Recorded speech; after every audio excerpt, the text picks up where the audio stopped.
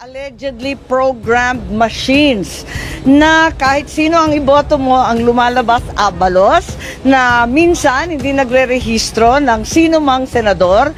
Yung iba naman bumoto ng 100 pero overvote na ang sinasabi. Tapos sa Calbayog, sa Samar, may sinasabi naman na pag bumoto ka ng mayor at vice mayor, automatic lalabas yung mga senador.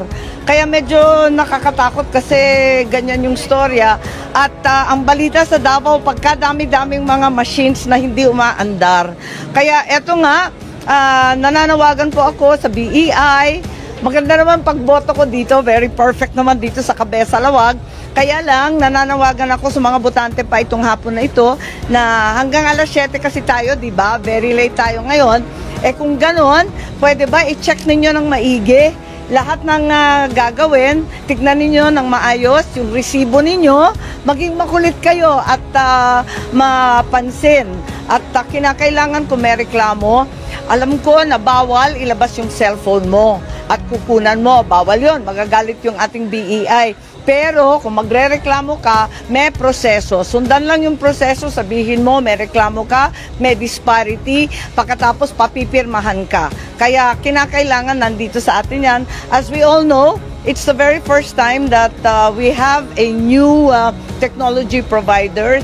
Hindi na Smartmatic, yung hinihinalang Smart Magic dati. Ngayon, first time natin gagamitin yung Miru. Kaya hindi natin masyadong kabisado, mas modern daw to. Pero sa kabila nun, mas sensitive rin daw.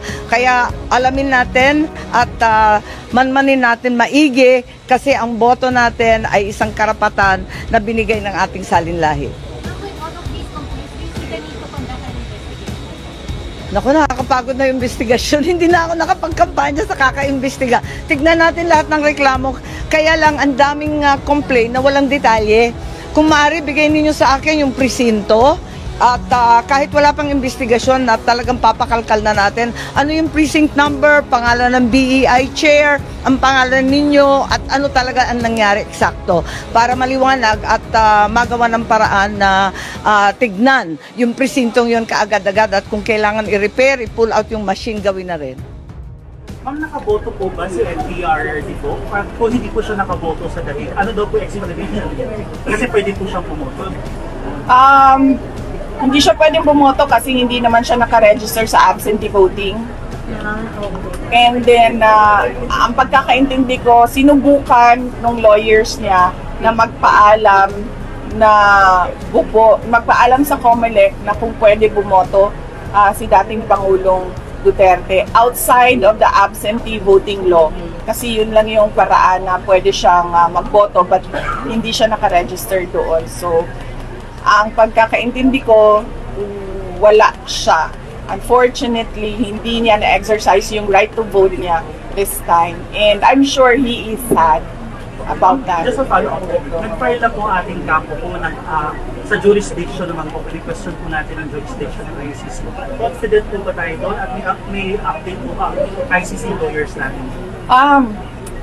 That is something that the lawyers should answer, yung confidence level nila doon sa kanilang arguments and sa sinubmit nila sa korte.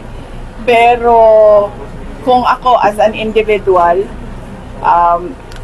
I would say yes, and I hope the judges will listen dahil ito na rin yung posisyon natin noong nag-appeal tayo sa ICC. Posisyon natin as a country. Ito na yon. Sinubmit na natin itong argument na ito noon when we appealed to the ICC. Pero hindi nila tinake up at hindi nila pinansin. Kaya kung makita ninyo doon sa decision, merong mga dissenting opinion doon. At yung sinite nila na expert, yun din yung expert na kinuha namin to argue jurisdiction this time. And we really hope and pray na makinig yung ICC judges.